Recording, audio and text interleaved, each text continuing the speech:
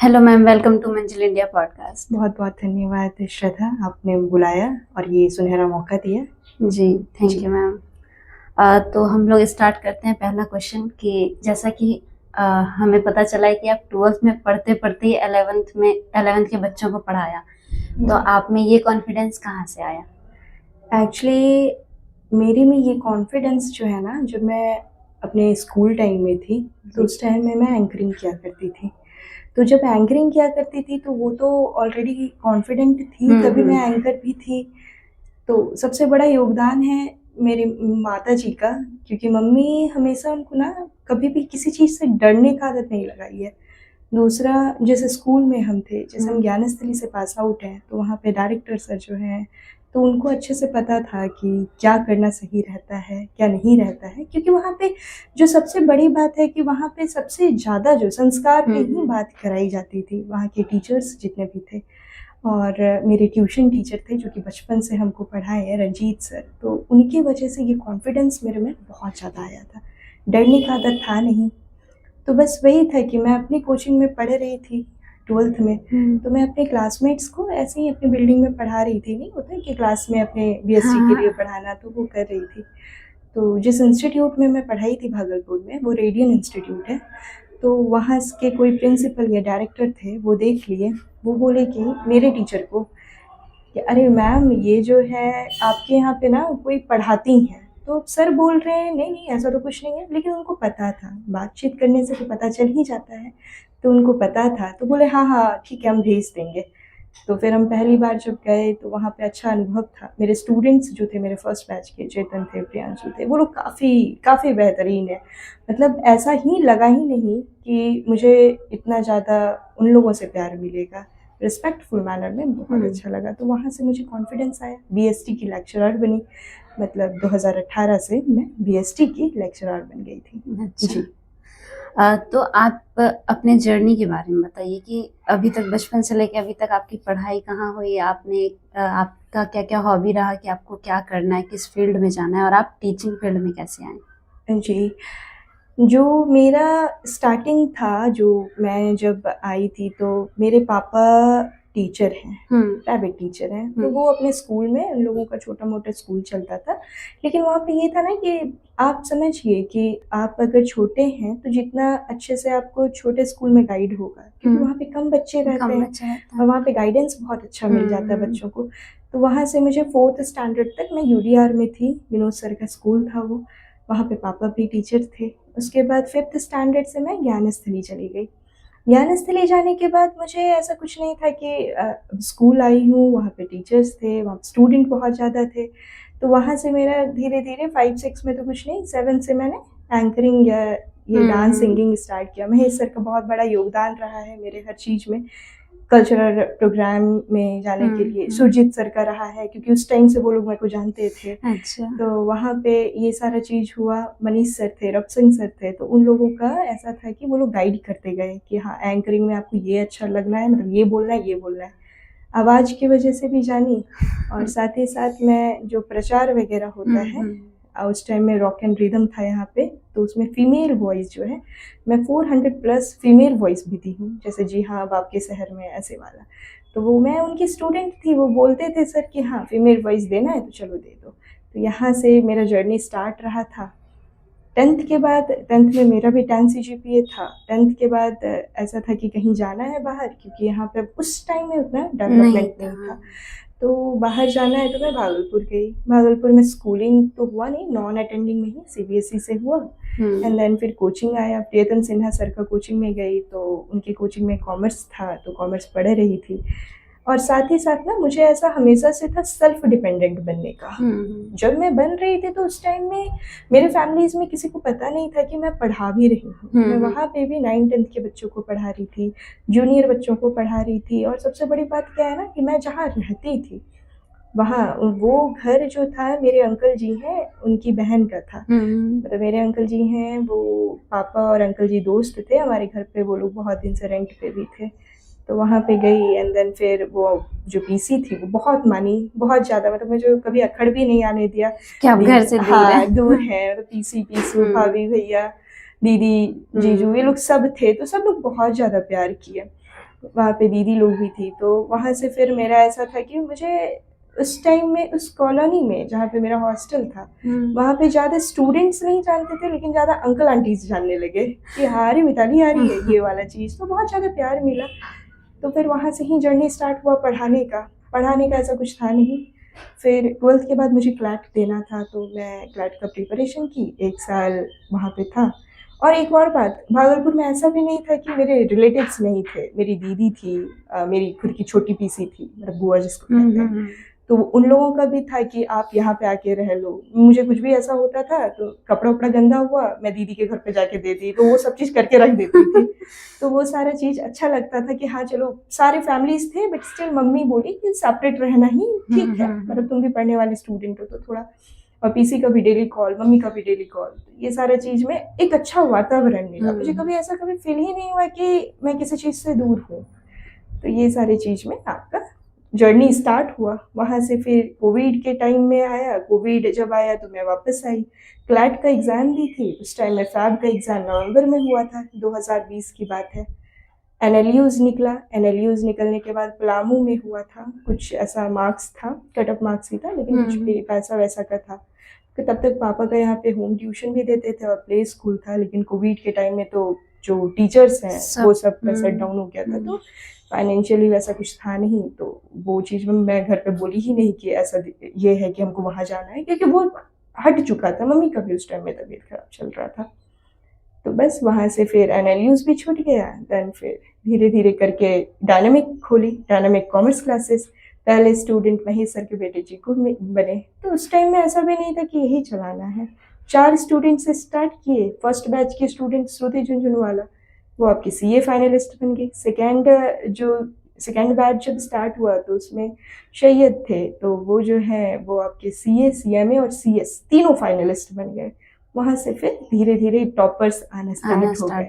फिर अभी जो लास्ट ईयर भी 4 टॉपर निकले हैं। तो बहुत काफ़ी प्यार भी मिला गोड्डा से, और पढ़ाई भी अभी जारी ही है। जी। अगर कोई स्टूडेंट 10th के बाद कॉमर्स लेना चाहते हैं बट कंफ्यूज है कि पता नहीं इसमें क्या स्कोप है, वो आपके पास अगर आएंगे तो आप उनको क्या बताएंगे कि आपका ये स्ट्रीम कहाँ तक सही है? देखिए, कोई भी स्ट्रीम कुछ बच्चों के लिए सही है अगर वो पढ़ने वाले हैं, और कोई भी स्ट्रीम कुछ बच्चों के लिए गलत है अगर वो नहीं पढ़ने वाले हैं। सारे स्ट्रीम का बात ले लीजिए। लेकिन हम कॉमर्स के बारे में ज़रूर बताएंगे उनको कि कॉमर्स में स्कोप है, क्योंकि गार्डियन लोग का क्या है ना, उन लोगों के माइंड में सेट है कि कॉमर्स में स्कोप नहीं है।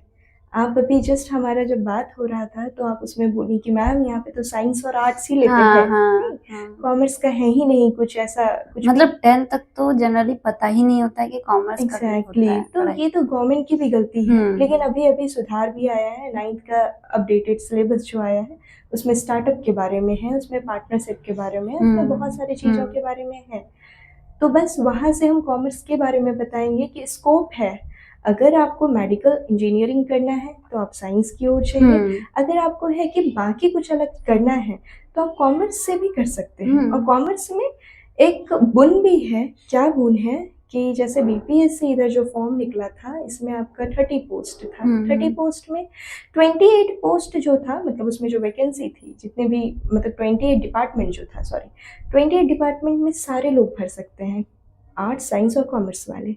लेकिन बाकी जो 2 डिपार्टमेंट था, बीपीएससी पंचायती ऑडिटर और बीपीएससी आपके एआरओ असिस्टेंट रेवेन्यू ऑफिसर, इसमें तो कॉमर्स वाले ही चाहिए। तो हम लोगों के पास ये भी है ना कि आप सरकारी जॉब के साइड भी जा रही हैं तो आपको ये गुण कैटेगरी अलग ही हो जाता है। ये आपका 28 तक तो आप सबके साथ हैं, भीड़ के साथ हैं ही। आप 30 के लिए एलिजिबल है, राइट? तो ये सारा चीज काफी अच्छा लगता है कि हाँ चलो, कॉमर्स में आप सब्जेक्ट देख लो ना, अकाउंटेंसी, बिजनेस स्टडी, इकोनॉमिक्स, ये सब सब्जेक्ट अपने में ही खुद में ही एक प्रोफेशन को देते हैं। अकाउंट्स कहीं पे भी चले जाओ, हर जगह अकाउंटेंट की जरूरत है। बीएससी में आप मैनेजमेंट पढ़ते हैं, वहाँ पे मैनेजर्स की जरूरत होती है। स्टैटिस्टिक्स में आप अगर स्टैटिक्स डेटाबेस करते हैं, वहाँ पे होती है। ऑडिट करते हैं, वहाँ पे होती है। तो हर जगह, एक मेडिकल ले लो, इंजीनियर ले लो, या कोई भी फील्ड ऐसे ले लो, हर जगह आपको कॉमर्स के स्टूडेंट मिल जाएंगे, बिल्कुल लेकिन मिलते ये हैं। चीज नहीं पता है अभी। रीजन है 10th तक हमारा कोई कॉमर्स का कुछ स्कोप नहीं और था। उसके बाद लोग कहते हैं या तो नीट कर लो या आईआईटी कर बिल्कुल, लो। बिल्कुल। तो ऐसे- ये भी आप कीजिए, अब डॉक्टर नहीं रहेंगे, इंजीनियर्स नहीं सही रहेंगे, बात। तो वो आप कीजिए, लेकिन इंटरेस्ट होना चाहिए। अब आपका मान लीजिए कि आपका जो बेस है वही वीक है और आप उसमें इमारत बनाना चाह रहे हैं, तो आपको अपने अंदर ये कॉन्फिडेंस लाना पड़ेगा कि हाँ हमको बनाना पड़ेगा, हम उसमें मेहनत करेंगे, आपको डबल मेहनत करना पड़ेगा। तो ये सारा चीज है। जो स्टूडेंट पढ़ते हैं लेकिन उनका मार्क्स नहीं आता है, उनको सबसे ज्यादा किस चीज में चेंजेस करना चाहिए? देखिए 10th तक के स्टूडेंट अगर पढ़ रहे हैं, बहुत अच्छे से पढ़ रहे हैं, लेकिन उनकी मार्क्स नहीं आ रही है ना, या 10th तक के स्टूडेंट पढ़ रहे हैं लेकिन फिर भी पेरेंट्स बोल रहे हैं कि क्या है तुम्हारा तो मार्क्स नहीं आता है, इसमें कमी है उसमें कमी है, तो आप समझिए आपका माइंड बड़ा चंचल है ना। तो आप कभी कुछ सोचते नहीं, आप सोचने लगते हैं। आप अगर बीइंग अ स्टूडेंट आप देखेंगे तो आप समझिएगा 10th तक में ना आप सोचेंगे अरे यार ये कर लेते, ये कर लेते, ये कर लेते, इससे बात कर लेके, उससे बात कर लेके, मतलब ये चलते रहता है माइंड में। तो वैसे स्टूडेंट के लिए बस एक ही सलाह है कि बेटा रास्ता चेंज कर लो, है ना। 10th तक क्या थे मतलब नहीं है, रास्ता चेंज करोगे तो तुमको जो है, तुम जो सोच रहे हो, तुम जो इस दुनियादारी के बारे में देख रहे हो, एनवायरनमेंट में देख रहे हो, वो चीज को सोच रहे हो, वही चीज को तो उतारना है कॉमर्स में, है ना। हमारे कॉमर्स में तो ह्यूमन मैनेजमेंट होता है, हम लोग फिजिक्स केमिस्ट्री की तरह तो कुछ करते नहीं है, लेकिन हमारा ह्यूमन मैनेजमेंट होता है। तो ह्यूमन मैनेजमेंट अगर करना है तो फिर आ जाइए आप इधर, है ना। और ऐसा भी नहीं है कि वैल्यू कम है, कोई भी सेक्टर में आप उठा लीजिए वैल्यू उतना ही है। आप पढ़ने में तेज रहेंगे तभी आपका नीट निकलेगा, आप पढ़ने में तेज रहेंगे तभी आपका आईआईटी निकलेगा, आप पढ़ने में तेज रहेंगे यूपीएससी निकलेगा, मेहनत करते करते अगर आप पढ़ने में तेज रहेंगे तभी आपका सीए निकलेगा, चाहे आप कोई भी फील्ड में रहें। तो ये सारा चीज आपको देखना पड़ेगा, समझना पड़ेगा कि कॉमर्स बस एक सब्जेक्ट तक है ही नहीं। कॉमर्स लेने के बाद जैसा आपने बताया कि बहुत सारे स्कोप है, तो सबसे स्ट्रॉन्ग स्कोप क्या है? आप प्रोफेशनल कोर्स कर सकते हैं, सीए, सीएमए, सीएस, ये सारा बहुत बहुत तगड़ा स्कोप है अगर आपका यहाँ कॉमर्स में आप रहते हैं तो। क्योंकि कुछ साल पहले 2024 में ही श्री नरेंद्र मोदी जी का एक स्पीच आया था, उसमें वो बोले थे कि जो इस कंट्री में, इस कंट्री या कहीं पे भी, इस कंट्री में अगर सबसे ज्यादा इम्पोर्टेंट सिग्नेचर का इम्पोर्टेंस है किसी सिग्नेचर का तो वो है सीए के सिग्नेचर के। तो आप समझ जाइए कि जब उस लेवल का इम्पोर्टेंस है तो सबसे स्ट्रॉन्ग अपॉर्चुनिटी तो सीए है। और सीए में 4 स्टेजेस होते हैं। आप समझिए कि फर्स्ट स्टेज, सेकेंड स्टेज अगर आप पास कर लिए और थर्ड स्टेज में जाके अगर आप अटक गए तो आपको फर्स्ट स्टेज और सेकेंड स्टेज से नहीं करना है, आपको थर्ड स्टेज का ही प्रिपरेशन करना है। तो यहाँ पे भी वो स्टेज क्रॉस करने के लिए आपको लिमिट पता है कि हमको ये पासिंग स्कोर लाना है, आपका टारगेट आपको ऑलरेडी पता है। बाकी कोई भी एग्जाम में टारगेट हमें पता नहीं रहती है, कभी कट ऑफ ज्यादा चले जाता है, कभी कम चले जाता है, तो वो चीज है। तो इसीलिए सबसे अच्छा स्कोप तो आपका यही है, सीए ही है स्ट्रॉन्ग स्कोप में। और बाकी आप बीबीए विथ एमबीए कर सकते हैं, लॉ कर सकते हैं, बहुत सारे स्कोप्स हैं। ऐसे मिस्टेक जो स्टूडेंट जनरली करते हैं और उनका रिजल्ट खराब हो जाता है। कंसिस्टेंसी में कमी, पढ़ते तो हैं लेकिन कंसिस्टेंसी नहीं, कंसिस्टेंसी नहीं रहता। अगर आप कंसिस्टेंट नहीं रहेंगे किसी भी काम में तो आपका रिजल्ट 100% बनेगा नहीं। तो सबसे बड़ा चीज है कंसिस्टेंसी, उसको आप मेंटेन करके चलिए, आप आगे बढ़ जाइएगा। नहीं बोलते हैं कछुआ का चाल ही देखिए, तो अगर मेंटेन करके चलते हैं तो वो तो आगे बढ़ता है। आपने जैसे पहला ही क्वेश्चन में मैंने आपसे पूछा कि आप 12th पढ़ाते पढ़ाते ही पढ़ाना शुरू कर दिया, तो वैसे अगर कुछ स्टूडेंट जो कम एज में पढ़ाना चाहते हैं वो क्या करेंगे? आपके पास अगर इंटरेस्ट है, आपके पास अगर है कि आप कम्युनिकेशन आपका जो है वो अच्छा है, आपके पास है कि आप समझा सकते हैं चीज़ों को, तो आप बेशक पढ़ाइए। पढ़ाने से आपको ही नॉलेज आएगा। हम अभी आपको बता रहे हैं कि स्टैंडर्ड 4th का एक, मतलब स्टैंडर्ड 4th का हमने एक बुक देखा, ठीक है। तो वहाँ पे देखने के बाद क्या हुआ ना कि उसमें था आपका सबसे लंबा ट्री कौन है, ठीक है। और अभी हम कुछ दिन पहले एईडीओ का पेपर का देख रहे थे, जीके जीएस, उसमें आया हुआ था आपका कि सबसे लॉन्गेस्ट ट्री कौन है। और उस टाइम में मेरे को आंसर दिमाग में नहीं आ रहा था, मतलब हम जो क्वेश्चन देख रहे थे, जब पलटाते तो रहते ही हैं, तो हम जब क्वेश्चन देखे तो उस टाइम में नहीं था। फिर मेरे को लगा ओह माय गॉड, ये तो कैलिफोर्निया में आता है, कैलिफोर्निया में ही वो ट्री मिलता है और उसका नाम है सिकोनिया करके। और वो ऑप्शन में था, ये फोर्थ का चीज है, आप समझ रही हैं। और वो ऑप्शन में था। क्रिसमस ट्री का नाम हम लोगों को क्रिसमस ट्री पता है, लेकिन उसका भी कुछ नाम आता है, तो वो आपको फोर्थ स्टैंडर्ड के बुक में हमको मिल रहा है। तो ये सारा चीज़ है, नॉलेज तो आपको मिल ही जाएगा। लेकिन हम एक चीज़ और कहेंगे, अगर छोटे इससे आपको टीचिंग करना है, अगर आपको है कि आगे टीचिंग ही करना है, तो आप जी जान लगा के रख जाइए। लेकिन आपको है कि आपको आगे अपना रास्ता चेंज करना है, तो उसमें आप पैसों के पीछे मत भागिएगा कभी भी। नॉलेज के हाँ, पीछे नॉलेज जाइए। के पीछे जाइए कि कहीं पे अगर कम भी मिल रहा है और अगर वहाँ पे से हमको नॉलेज मिल रहा है, कोई बहुत अच्छे बच्चे हैं, वो इंटेलिजेंट वन है, क्योंकि जो भी टीचर होते हैं ना, वो खुद से, जो भी टीचर होते हैं ना, वो सीखते हैं। समझ रही हैं आप बात को, वो सीखते हैं। वो ऐसा कोई, हम लोग क्या है, हम लोग तो अभी सीख ही रहे हैं। स्टूडेंट कुछ पूछ देते हैं तो कभी कभी लगता है ये तो हमको मालूम ही नहीं था। हाँ, तो वो हमको सिखाते हैं। बिल्कुल, वो हमको सिखाते हैं। हम कभी नहीं कहते हैं कि भैया हमको सब चीज आता है, तुम लोग कुछ क्वेश्चन पूछो, मे बी हम सर्वज्ञानी नहीं है ना, तो मे बी हम नहीं बताएंगे, तो हम उस चीज को पे हाँ सर्च करेंगे, फिर सीखेंगे, तब हम आपको बता सकते हैं। तो ये है कि आपका सीखने का ही कला चल रहा है, अभी आप सीख ही रहे हैं। ये सारा चीज है। हर जगह टॉपर का ही चर्चा होता है, जैसे हर साल रिजल्ट आया टॉपर का न्यूज में चलता है, लेकिन जो फेल हो जाता है या जिनका कम मार्क्स आता है, फर्स्ट डिवीजन भी होते हैं, लेकिन उनका चर्चा नहीं होता, उनके लिए आप क्या कहेंगे? नॉलेज है ना आपके पास, अगर आपके पास नॉलेज है तो चर्चा के आप मोहताज भी नहीं है। ज़रूरी है कि आपके पास नॉलेज होना चाहिए। हम अपने ही कोचिंग का बात करते हैं आपको, हम पिछले बार सम्मान समारोह रखे थे, जो भी बच्चे डिस्ट्रिक्ट टॉपर थे, लेकिन हम डिस्ट्रिक्ट टॉपर के साथ साथ जो बच्चे मुझे लग रहे थे कि ये उस लेवल के हैं, मैं उसे भी सम्मान दी थी। मेरे स्टूडेंट में एक दो स्टूडेंट थे, जैसे चीती लोग थी पिछले साल के बैच में, चीती थी, हेमंत था, अंकुश था। तो अंकुश अकाउंटेंसी में काफ़ी अच्छा था, वो इनफैक्ट अपने मतलब अपने जो उसके साथ पढ़ने वाले बच्चे हैं उसको भी बताता था, बट स्टिल उसका मार्क्स कम आया, कोई भी रीजन से कम आ गया होगा, लेकिन मुझे पता है ना कि वो क्या है। तो मैं उसे फ़ोन करी, उसे मैंने बुलाया कि आप आओ यहाँ पे। अरे दीदी बहुत कम आ गया। मैंने अरे कोई दिक्कत नहीं है ना, आओ देखते हैं ना। और फिर हम वहाँ पे उसके बारे में हम बहुत ज़्यादा सराहना भी किए कि तुम समझो बात को, तुम्हारा मार्क्स डिसाइड नहीं करता है, किसी का भी मार्क्स डिसाइड नहीं करता है कि आप कितने नॉलेज डिसाइड करता है। नॉलेज डिसाइड करता है। नॉलेजेबल होगे तो फिर आगे बढ़ जाओगे। मार्क्स जिनका रहता भी, अब बहुत सारे टॉपर्स को देखेंगे, अभी टॉपर तो थे अपने स्कूल टाइम में, लेकिन अभी वो उतना कुछ कर नहीं रहे हैं, है ना। तो वो चीज़ है कि आपका नॉलेज होना चाहिए, नॉलेज में कमी मत रखना। मार्क्स तो बाद में देखा जाएगा, लेकिन नॉलेज में कमी नहीं रखना। तो जो बच्चे रिजल्ट के पीछे भागते हैं, तो उनको भी यही कहना चाहेंगे? बिल्कुल, जो बच्चे रिजल्ट के पीछे भागते हैं उनको तो मैं स्पेशली कहना चाहूंगी कि भागना तो अच्छी बात है, ये तो आपका गोल है, एक सर्टिफिकेट है ही, वो तो एक है ही कि आपको भागना भी चाहिए, एक अच्छे स्टूडेंट का ये पहचान भी होता है, लेकिन सिर्फ उसी के पीछे भागना वो कहीं से भी सही नहीं है। आप नॉलेज लीजिए, आप नॉलेजेबल होगा तो ऑटोमेटिकली आपका रिजल्ट अच्छा आएगा।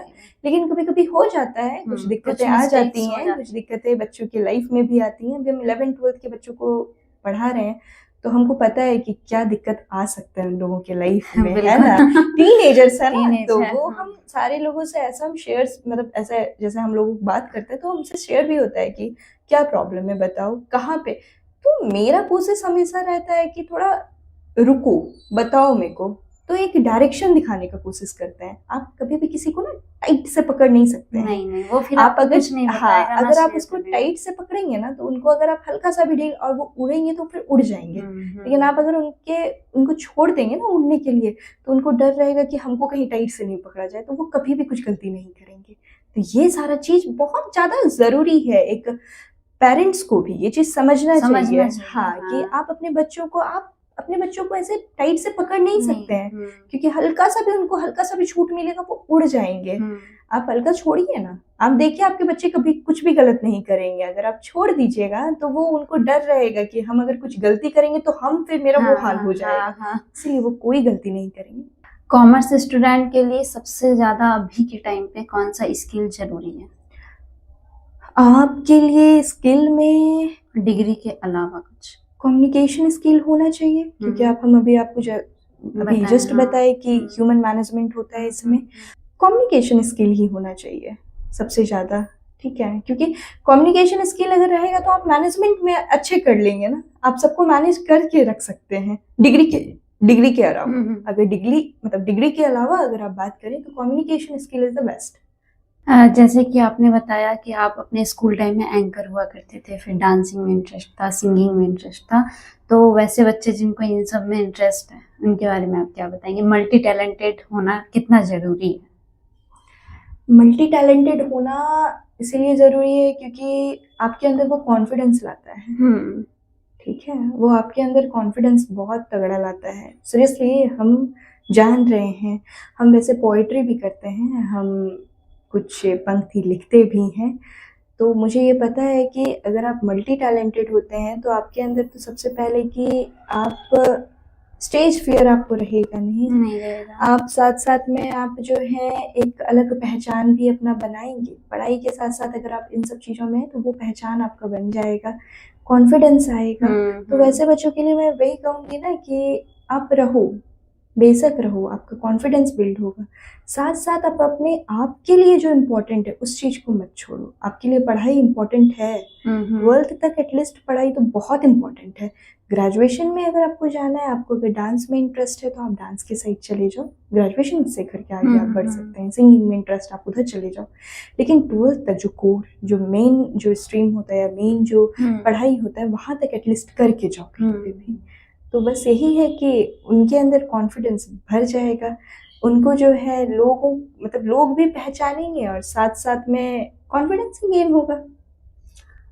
फर्स्ट अटेम्प्ट में CA, CMC, CS ये सब कैसे क्लियर करेंगे? मतलब उसके लिए क्या ज़्यादा ज़रूरी है? फर्स्ट अटेम्प्ट में CA, CMA, CS जो है वो आपका जो क्लियर होता है, अगर आपका फाउंडेशन स्ट्रांग है, मतलब आपका कॉमर्स का जो बैकग्राउंड है 11th 12th स्ट्रांग है, तो आपका फाउंडेशन हो जाएगा। कुछ चीज़ें उसमें ऐड होती हैं, टैक्सेशन ऐड होती है, ऐसे कुछ चीज़ें उसमें ऐड होती हैं, लेकिन ये सारा चीज़ जो हम आपको अभी बताएं तो बेस आप अपना स्ट्रांग रखो, फिर आपका अच्छे से हो जाएगा। जैसे कि 10th के बाद बच्चे मूव कर जाते हैं, बाहर चले जाते हैं पढ़ने, और बहुत कोई ऐसे भी होते हैं कि मम्मी पापा को बोलते हैं कि दोस्त जा रही है, मुझे भी जाना है। तो वैसे बच्चों और वैसे पेरेंट्स को आप क्या बताना चाहेंगे? आप बाहर भेज रहे हैं, अच्छी बात है, आपको भेजना चाहिए, लेकिन अभी का जनरेशन जो है 11th 12th, जब आपके खुद के शहर में हर कुछ कैपेबिलिटी है, साइंस हो, कॉमर्स हो, आर्ट्स हो, हर कोचिंग का है, और वहाँ से टॉपर्स निकल रहे हैं।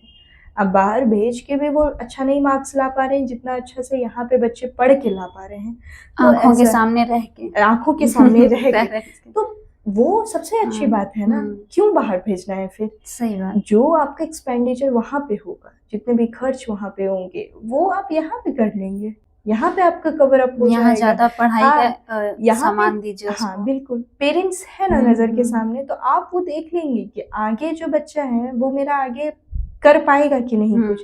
आप उसको ग्रेजुएशन में अच्छे कॉलेजेस में डालिए जहाँ से आपको रिजल्ट मिलेगा।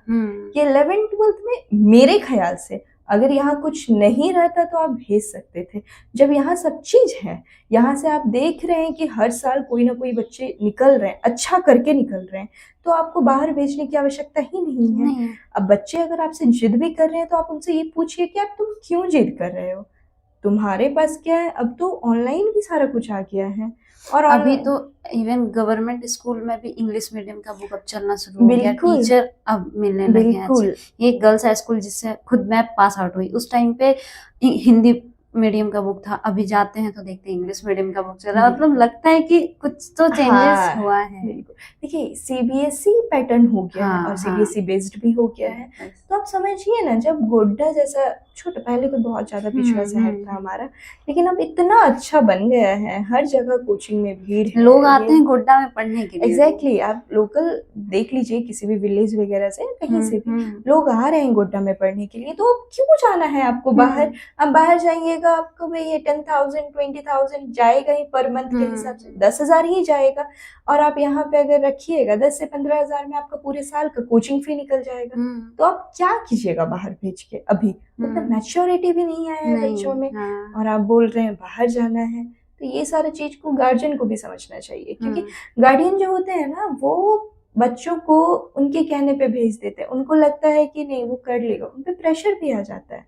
अभी आप कोटा का केसेस देख लीजिए, कितना ज्यादा प्रेशर आ रहा है हर एक इंसान पे, तो ये सारा चीज ना बहुत बुरा हो रहा है स्टूडेंट्स के साथ भी, और गार्डियन कर भी रहे हैं, अपना तो थोप ही दे रहे हैं ना। आप अभी मेरे पास कुछ बच्चे कॉमर्स के आने वाले थे, उन लोगों का मन है, लेकिन उन लोगों को ये बोल के रोका गया कि स्कोप नहीं है, क्यों लेगा कॉमर्स? आपको पता है सर स्कोप कैसे नहीं है? वही है ना कि आप क्या बोल रहे हैं, आप खुद नहीं समझ पा रहे हैं। दिक्कत उन लोगों का नहीं है, झारखंड में रिसोर्स इतना है लेकिन कोई इंडस्ट्री उतना ज्यादा सेटअप नहीं है, यहाँ पे अनएम्प्लॉयमेंट भर भर के है। अमेरिका में आपको, यूएसए में रिसोर्सेस नहीं है, बट स्टिल वो जो है डेवलप्ड कंट्री है। तो हमारी कंट्री में क्या हो रहा है कि सेकेंडरी सेक्टर पे कोई ध्यान ही नहीं दे रहा है, हर कोई जॉब के पीछे या तो इधर उधर में जा रहा है, तो ये सारा चीज हो रहा है। तो अभी तक हम लोगों ने प्रोफेशनल लाइफ के बारे में आपका बात किया, तो अब आगे पर्सनल लाइफ के बारे में जानना चाहेंगे, तो आप अपने सपोर्ट सिस्टम के बारे में बताइए। हाँ जी बिल्कुल श्रद्धा, देखिए सपोर्ट सिस्टम जो रहा है ना, वो फैमिली का रहा है। एक्चुअली क्या हुआ है कि हमारा पूरा फैमिली ही एजुकेशन लाइन से ही बिलोंग करता है। तो अगर हम बोलें तो मेरे जो बड़े पापा है, लाइक मेरे ग्रैंड पेरेंट्स नहीं हम देखे हैं, तो वो जो ग्रैंड पेरेंट्स वाला जो प्यार होता है ना, वो मेरे बड़े पापा से मेरे को मिला है, बड़ी माँ से मिला है। तो वो कभी कभी चुभता तो है, अगर हम किसी ग्रैंड पेरेंट्स को देख लेते हैं कि किसी बच्चों को प्यार करते हुए, तो वो चीज़ चुभता है, बट स्टिल हम कुछ कर नहीं सकते क्योंकि हम देखे नहीं हैं। हम अपने नाना नानी को देखे हैं, नानू को तो बहुत छोटे थे तो वो उनका देहांत हो गया था, बट वो सारा प्यार जो होता है ना, वो मेरे जो बड़े पापा बड़ी माँ हैं वो लोग किए हैं। मेरे 4 बड़े पापा बड़ी माँ हैं, तो वो लोग बहुत ज़्यादा ही मेरे को मतलब, तो उन लोगों का सपोर्ट बहुत ज़्यादा रहा है, क्योंकि हम चाहते हैं कि हम उनके तरह बने, लाइक कि वो कैसे फैमिली को जोड़ के रखें उनकी तरह बने। दूसरा पापा मम्मी, क्योंकि मम्मी ऐसी है ना कि मेरे को बोल्ड बनाने में सबसे बड़ा योगदान उनका रहा है, टीचर्स का रहा है। जो मेरे टीचर्स थे, रंजीत सर थे, आपका रप्सन सर थे, समीर सर हमारे डायरेक्टर सर थे, आर्यन सर थे, मतलब निखिल सर थे टीचर्स थे, सर थे मेरे, तो वो उन सभी का बहुत बड़ा योगदान रहा है मेरे जीवन में कि कुछ आगे हम कर सकें। और साथ में अगर सपोर्ट सिस्टम का बात करें कि डायनामिक को आगे बढ़ाने में जो सपोर्ट सिस्टम रहा है, वो यहाँ के साइंस वाले टीचर्स का इंस्टीट्यूट रहा है। जो भी हैं आपके, मतलब जितने भी सर लोग हैं, वो लोग काफ़ी सपोर्ट करते हैं। बीइंग अ कॉमर्स टीचर अगर देखा जाए तो उन लोगों का इतना ज़्यादा सपोर्ट मिलना वो बहुत बड़ी बात है। तो यहाँ पे ऐसा माहौल तो है कि सारे टीचर्स जितने भी हैं ना, वो सब सपोर्ट करते हैं। पर्सनली तो हम 1-2 का नाम नहीं ले सकते है ना, लेकिन हाँ ये है कि उसमें से कुछ खास भी हैं जिनको हम अपने बड़े भैया की तरह मानते हैं, तो उन लोगों का सपोर्ट बहुत ज़्यादा रहा। और मेरी डायनेमिक फैमिली, मेरे फ्रेंड्स, मेरी बेस्ट फ्रेंड है सावी शिल्पी, मेरी सबसे पहली दोस्त है सिमरन, राजा, इन लोगों से मेरा राजा और सिमरन का फ्रेंडशिप 2004 से है और अभी तक है। हाँ 22 ईयर्स अप्रॉक्स हो गया और वो अभी तक है। मेरे लाइफ में जो थोड़ा डिसीजन मेकिंग है तो वो अमन है, जिसके सपोर्ट से हम करते हैं थोड़ा, हाँ डिसीजन लेने में वो मेरा मदद करते हैं। और साथ में अगर देखा जाए तो मेरे भैया लोग ना काफ़ी अच्छे हैं। अगर आप जानेंगे कि मेरे जो दादा हैं उसमें से एक दादा ऐसे हैं कि वो बोलते हैं कि या तो अधिकारी बनो या तो व्यापारी बनो। और एक दादा हैं अनिमेश सिन्हा, उनका कहना है कि तुमको जॉब लेना है, तुमको पीसीएस या ये सब का तैयारी करना है, तो उनका बहुत दिल से इच्छा है। अच्छा। हाँ, मेरे एक और दादा हैं जो कि खुद अभी किए हुए थे वो तैयारी, उनका इंटरव्यू में आके कुछ मार्क्स से रहा था, लेकिन अभी वो बहुत अच्छे पोस्ट पे हैं। तो उनका भी था कि उनका था उस टाइम पे, जिस टाइम हम प्रिपरेशन कर रहे थे उस टाइम पे ऐसा था कि तुम जब भी पूछोगी हम तब तुमको बताएंगे, ऐसा वाला सिनेरियो था। आज भी कुछ अच्छा होता है तो हर किसी का कॉल्स वगैरह, दीदी लोग जितनी भी सबका बहुत ज़्यादा योगदान रहता है कि हाँ कॉल्स करना है, कुछ ज़रूरत होता है तो एक दो भैया हैं मेरे कि हम बोले और वो मेरे पास आ जाता है। मेरे को टैबलेट चाहिए था तो वो ठीक है हम लेते आएंगे, या मेरे को कुछ ऐसा चाहिए कि हाँ मेरे को ड्रेस चाहिए या मेरे को कुछ भी ऐसा चाहिए तो वो रहते हैं। वो ऐसा है कि बैकबोन है कि हाँ ओके हम तुमको प्रोवाइड करेंगे। शादी भी हो गई है, अभी रिसेंटली शादी भी हुई है, तो ऐसा सपोर्ट सिस्टम रहे तो बहुत बड़ी बात है, बहुत बड़ा है ना? अचीवमेंट है हाँ, लाइफ बहुत में। बड़ा अचीवमेंट है। End of course dynamic family, मेरे भाई जो बोलते हैं ना ब्रदर्स फ्रॉम अदर मदर वाला जो चीज़ है, तो उसमें मधुबन भाई का बहुत बड़ा योगदान रहा है। ऐसे में अनगिनत नाम है, अगर हम नाम लेना जाएं तो अनगिनत हैं सीरियसली, मतलब 30-35 ऐसे ही हैं, लेकिन हाँ दिल से रिलेशन बना है, किसी से भी बना है, जो कि बैकबोन की तरह हैं अभी भी। मेरे फर्स्ट बैच से लेके अभी तक का बैच में, जो लास्ट ईयर वाला बैच पास आउट हुआ है, तो वो बैच तक जिसका भी रिजल्ट भी नहीं आया, हर एक इंसान का सपोर्ट रहा है। तो वो सपोर्ट मिलना मुश्किल है अब। हाँ, वो सपोर्ट मिलना मुश्किल है। जिनके वजह से क्लास स्टार्ट हुआ था, चीकू है, उनके वजह से ही क्लास स्टार्ट हम किए थे। वो भी बस हम गिटार सीखने जाते थे तो उनका कहना था कि महेश सर के बेटे हैं वो, कि दीदी मेरे को पढ़ा दो, तो बस चलो ठीक है करते हैं स्टार्ट। और वहाँ से मेरा जर्नी स्टार्ट हुआ। फर्स्ट बैच के स्टूडेंट 4 थे, हम लोग काफ़ी खुश थे कि हाँ चलो, और अभी बढ़ते बढ़ते जो भी हैं भगवान की दया से काफ़ी हैं। तो वो चीज़ रहा है कि चलो बढ़िया है कि आप लोगों का। और आज तक जो मेरे, जब हम भागलपुर पढ़ा रहे थे, हम आपको बताए भी थे, तो वहाँ के स्टूडेंट आज तक मेरे कांटेक्ट में, 2018 के स्टूडेंट्स हैं वो लोग, जैसे चेतन हो गए, प्रियांशु हो गए, अनमोल हो गए, ये लोग आज तक मेरे कांटेक्ट में हैं। वो लोगों का ऐसा है कि हम हैं ना मैम पीछे, आपको अगर किसी भी चीज़ का ज़रूरत है आप बोलो। इधर भी रिसेंटली भी उन लोगों का ऐसा था कि आपने ये पोस्ट करो, आपने वो पोस्ट करो। एक होता है ना कि डायनामिक का नाम बढ़ाना है, तो ये बहुत बड़ी अचीवमेंट है मेरे लिए कि पैसा कमाए ना कमाए, लेकिन हाँ इज्जत और प्यार बहुत कमाए हैं, बहुत ज़्यादा। बहुत बड़ा फैमिली बना है। बहुत बड़ा फैमिली बना है। मतलब आप सोचो ना कि कुछ लोग रिसेंटली मिले मेरे से, आपके भी पॉडकास्ट में आए हुए हैं, कुछ लोग रिसेंटली मिले और वो इतना अच्छा बॉन्डिंग हमारा बन गया। एक होता है ना कि बॉन्डिंग बन जाता है, बन गया है। एक बात बोलेंगे कि थर्ड बैच, हाँ मेरे जो थर्ड बैच, फोर्थ बैच तक जो गोड्डा में था, फोर्थ बैच जो नंबर्स ऑफ बैचेस में थे, 4 बैच तक ऐसा था कि सबका कनेक्शन मेरे से ज़्यादा था। मतलब आप समझ रही हैं कि टीचर कम दीदी ज़्यादा, वो लोग फैमिली मानते थे। उसके बाद से थोड़ा प्रोफेशनलिज्म आया कि हाँ चलो ठीक है प्रोफेशनल बनते हैं, ये वाला चीज़ें हुई, लेकिन हाँ ये वाला योगदान बहुत ज़्यादा रहा है। तो बस इतने लोगों का सपोर्ट रहा है। फ्रेंड्स में भी हैं, साक्षी वर्षा लोग भी हैं, अनुज है, ये लोगों का सपोर्ट बहुत ज़्यादा रहा है। बर्थडे होता है तो लगता है कि हाँ चलो फ्रेंड्स हैं, सामने में हैं कुछ। अब तो ऐसा है कि बहुत कम लोग बचे हैं लाइफ में। अगर डायनामिक का बात करें तो बैकबोन मेरे एक फ्रेंड है जिनको हम बोलते रहते हैं, हम हमेशा बोलते हैं यार तुम रहते हो ना तो वो बैकबोन रहता है। मयंक सराफ, वो सिंगर भी हैं, अच्छा गाते हैं, तो अभी उनका फाइनलिस्ट में भी नाम आया हुआ है। कुछ ऐसा हुआ था ना ऑडिशन वगैरह, तो उनका भी तो वो वाला चीज़ है। करण है, मतलब क्या बोले आपको कि मुझे खुद नहीं समझ में आ रहा है कि क्या ही बोला जाए, किसका नाम ले, हाँ किसका, क्योंकि बात यहाँ पे ऐसा है ना कि बहुत ज़्यादा लोग हैं कांटेक्ट में, बहुत ज़्यादा लोग हैं। अगर आप देखें इधर में तो हम जैसे देख रहे हैं कि भैया लोगों से मिले हैं, भाभी लोगों से मिले हैं, तो ऐसा होता है ना कि भाभी से मिल के थोड़ा सा हो रहा है अभी जैसा भी हो रहा है। लेकिन एक भी भाभी जो भी मेरे लाइफ में आई हुई है, वो उन लोगों में ऐसा कुछ भी नहीं है कि उन लोगों में कुछ ऐसा कमी भी हो। लाइक मेरे को कभी ऐसा बॉन्डिंग, हम लोगों का बॉन्डिंग एज अ फ्रेंड ही रहा है। तो यही सारा चीज है जो कि करना था, बस बाकी ऐसे ही चलते रहे, आगे बढ़ते रहे, है बिल्कुल। ना। हाँ, और भगवान की दया से, भगवान की कृपा से अगर आगे बढ़े और भी बड़ा और फैमिली भी बनेगा। बड़ा फैमिली बने। हाँ, और खास करके हम डायनामिक के उन सारे बच्चों से कहते हैं कि वो लोग फैमिली थे, हैं और हमेशा रहेंगे।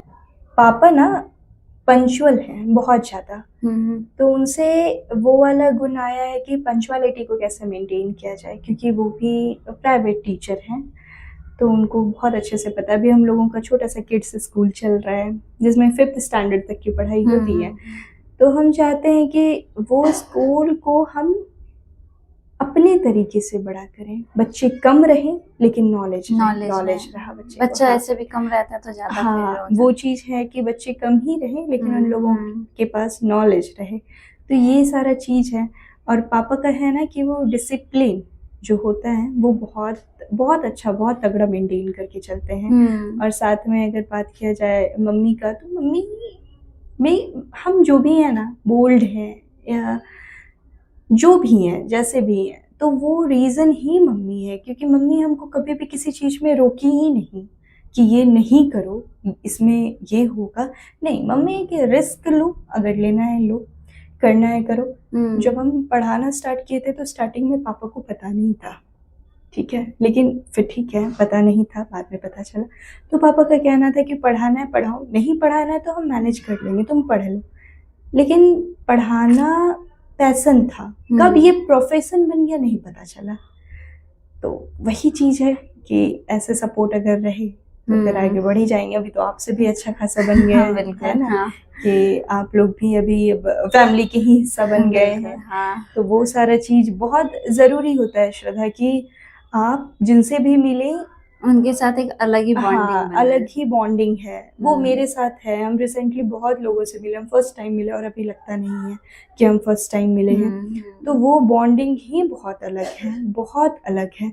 क्योंकि देखिए, हम अभी आपको बोले ना कि फर्स्ट सेकेंड थर्ड बैच में, जैसे मेरे बैच के स्टूडेंट्स जो हैं वो CA फाइनलिस्ट हैं, CA CMA CS फाइनलिस्ट है, सैयद क्या CA फाइनलिस्ट है, श्रुति झुंझुनवाला। उसके बाद आपका अगर हम टॉपर का बात करें तो पिछले साल ही आपकी टॉपर रही थी क्षिति रही है, हेमंत रहा है, गौरी रही है, स्वप्ना रही है। तो ये सारा चीज़ मेरे को बहुत ज़्यादा इफेक्ट करता है कि हाँ, और वो लोग अगर बनी है तो ऐसा नहीं है कि कुछ चीज़ों को पूछती नहीं है। आज भी अगर उन लोगों में कुछ भी ऐसा रहता है कि कुछ डिसीजन लेना है तो वो लोग आज भी कॉल करते हैं। एक अच्छे स्टूडेंट होते हैं ना, हाँ, वो हमेशा याद रखते हैं। हाँ, वो हमेशा याद रखते हैं। और आज भी बहुत सारे दिन में ऐसा लगता है कि कुछ चीज़ें थी अभी जो देखने को मिली, कि जितने भी पुराने स्टूडेंट्स हैं वो सब कहीं ना कहीं कांटेक्ट बना के रखे हुए हैं। आप सोचो कि मेरे बर्थडे पे इस साल तो नहीं, इस साल तो जो मेरे कुछ भाई लोग हैं वो लोग नहीं थे यहाँ पे, तो इस साल तो उतना केक्स वगैरह नहीं, लेकिन फिर भी जो इस साल जो मेरा एक केक कट हुआ था, मैं आपको बता रही हूँ कि वो 12th पास आउट बच्चे लोग थे, लेकिन उसमें से 12th पास आउट में एक बच्चा था और बाकी जो 2-3 आया हुआ था उसका दोस्त लोग, वो लोग साइंस बैकग्राउंड का था। एक बार मेरे से मिला है, बट स्टिल वो लोग लेके आया, अरे दीदी आपके लिए लाए हैं। तो ये एक अलग सा बॉन्डिंग लगता है। बहुत सारे स्टूडेंट्स होंगे यहाँ पे, बहुत लोगों का विश आया, लेकिन ये जो एक होता है ना, ये ब्लेस्ड हैं हम कि मेरे स्टूडेंट ना रहते हुए भी वो लोग मेरे लिए, हाँ, वो लोग मेरे लिए सोच रहे हैं। तो ये बहुत बड़ी बात है। जूनियर सेक्शन से हम बहुत ज़्यादा प्यार करते हैं, मतलब इन लोगों का ऐसा है कि मेरे को बहुत ज़्यादा प्यार है इन लोगों से। तो इन लोगों से इतना ज़्यादा ही प्यार है ना कि आपको हम बता नहीं सकते, कि उन लोगों को देखते हैं तो हम खुश हो जाते हैं। एक होता है ना कि हाँ, स्ट्रेस बूस्टर है, तो वो वाला काम करते हैं। और पर्सनल लाइफ के बारे में क्या ही बताएं, इतना सब कुछ है कि लगता ही नहीं है। फ्रेंड्स में भी वर्षा लोग हैं, तो उन लोगों से भी फ्रेंडशिप बहुत पुरानी है। वर्षा भी मेरी बचपन की दोस्त है, सिमरन भी मेरी बचपन की दोस्त है, राजा जो हम बताए आपको, संतोष है, सुलोचन है। तो हम लोग सबके सब बचपन के ही फ्रेंड हैं और अभी तक वो बॉन्डिंग है। शिल्पी सावी का एक अलग बॉन्डिंग है क्योंकि उन लोगों से मेरा, हमको भी नहीं पता कैसा वाला है, लेकिन है बहुत अलग सा है। तो आपका गवर्नमेंट को लेके क्या सोच है? हाँ, देखिए जैसे गोड्डा डिस्ट्रिक्ट से, हमारे डिस्ट्रिक्ट से झारखंड में दो मिनिस्टर आए हुए हैं। माननीय श्री संजय प्रसाद यादव सर हैं और श्रीमती दीपिका पांडे जी हैं। तो मैं उनसे भी रिक्वेस्ट करना चाहूँगी कि आप लोग ज़रा सा एजुकेशन के साइड भी थोड़ा सा ध्यान दीजिए, कॉमर्स फील्ड में। बाकी आप लोग देते तो हैं ही, पिछले साल भी आपने दिया था, क्योंकि यहाँ गोड्डा कॉलेज में भी कॉमर्स नहीं है। एग्जैक्टली, गोड्डा कॉलेज तक में कॉमर्स नहीं है और ये बड़ी ख़राब सी लग रही है मुझे कि आपके डिस्ट्रिक्ट में कॉमर्स का कोई नामो निशान नहीं है ना। +2 में है आपका, कुछ स्कूल्स में है, लेकिन कॉलेज के लिए क्या करेगा बच्चा, तो वो चीज़। और दूसरा बात, मैं सारे सरकार से भी, सारे मंत्रीगण जो भी आपके समाज सेवी हैं, उन लोगों से भी रिक्वेस्ट करना चाहूँगी कि मंजिल इंडिया पे आए। ये दोनों बच्चे बहुत ज़्यादा अच्छा कर रहे हैं और साथ ही साथ बहुत सारे गेस्ट आए भी हैं। बिल्कुल, है ना, आपके पास बहुत सारे गेस्ट आए हुए हैं और मेक श्योर कि आपको फाइनेंशियली सपोर्ट मिला ही होगा सबसे, है ना। तो वो चीज़ बहुत ज़रूरी है क्योंकि आप लोग अभी स्ट्रगलिंग फेज में हैं जी। तो ये तो मैं चाहूँगी ही कि हर कोई आपको फाइनेंशियली सपोर्ट करे और आप ऐसे ही और ज़्यादा उठें। ठीक है, यहाँ पे आप जिस स्तर पे हैं और जितना अच्छा सोच के साथ आप आगे बढ़ रही हैं, मैं चाहूँगी कि आप और ज़्यादा ऊपर उठें। जितना हो पाएगा हम तो करेंगे ही, लेकिन कुछ ऐसे भी लोग होने चाहिए, जैसे आप इतने लोगों का लिए हैं, इतने सब अपने अपने फील्ड पे हाँ इमारत हासिल किए हुए हैं, तो वो लोगों का तो सपोर्ट आपको होगा ही, है ना। किसी भी तरह का सपोर्ट होगा ही और मेरे साइड से भी आपको कुछ ना कुछ छोटा सपोर्ट रहेगा ही। लेकिन मैं आगे भी कोई भी अगर करते हैं या करना चाहते हैं तो बच्चे लोगों को सपोर्ट कीजिए। आपका छोटा छोटा सपोर्ट से ही ये लोग बहुत आगे आएंगे। और स्पेशली मैं लगभग जितने भी मंत्रीगण हैं उन लोगों से भी बोलना चाहूँगी कि आपके शहर के बच्चे इस फील्ड में भी आगे जा रहे हैं, पॉडकास्ट फील्ड में, जहाँ से हर किसी को हर जगह से नॉलेज मिल रहा है। हर कोई ये नॉलेज देख रहा है, ले रहा है, वो केमिस्ट्री हो, वो साइंस फील्ड हो, कॉमर्स फील्ड हो, आर्ट्स फील्ड हो। साथ ही साथ आपका अगर इधर देखेंगे कि कुछ प्रोफेशनल पॉडकास्ट भी हुआ है, तो इतने पॉडकास्ट हुए हैं।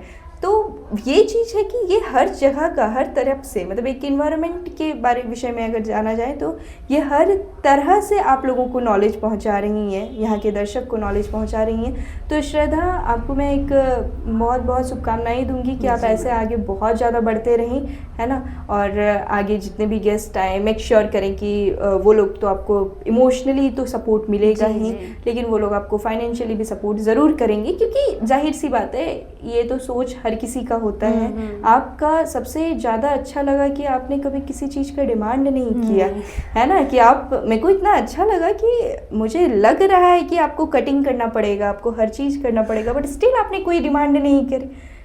तो डिमांड करो है ना, डिमांड कीजिए, चाहे आपका छोटा हो या बड़ा हो, यहाँ पे आपको डिमांड करनी चाहिए, क्योंकि मेहनत जो करते हैं उनको कुछ ना कुछ उसका फल मिलना चाहिए। आपके पास पब्लिक कम है या नहीं है, या जितना भी जा रहा है उससे मतलब नहीं है, आप मेहनत कर रही है ना, तो यहाँ पे हर कोई आपको सपोर्ट करेगा, आपको पूरा गोड्डा का सपोर्ट रहेगा, है ना। और बाकी मंजिल इंडिया में आके मुझे कैसा लगा, जैसा आपने पहले पूछा था, तो मुझे बहुत अच्छा लगा, बहुत अच्छा कनेक्शन भी बना हमारा, बहुत अच्छा, मतलब आप लोगों का सोच भी लगा कि आप लोग कर रही हैं। एक छोटे से उम्र से इतना बड़ा कदम उठाना, ये बहुत काबिल तारीफ़ है। और मैं बाकी सारे दर्शकों को भी बोलूँगी कि मंजिल इंडिया को इतना सारा प्यार दो कि इन लोगों को ये सपोर्ट भी की ज़रूरत नहीं पड़े, जैसे हो सके इतना ज़्यादा। आपका यूट्यूब चैनल भी है, जी मैम, है ना, हाँ। इंस्टाग्राम भी है, तो बस ऐसे ही आप आगे बढ़िए, जितना हो सके आप आगे बढ़िए, ठीक है। और तो कुछ नहीं, ठीक है।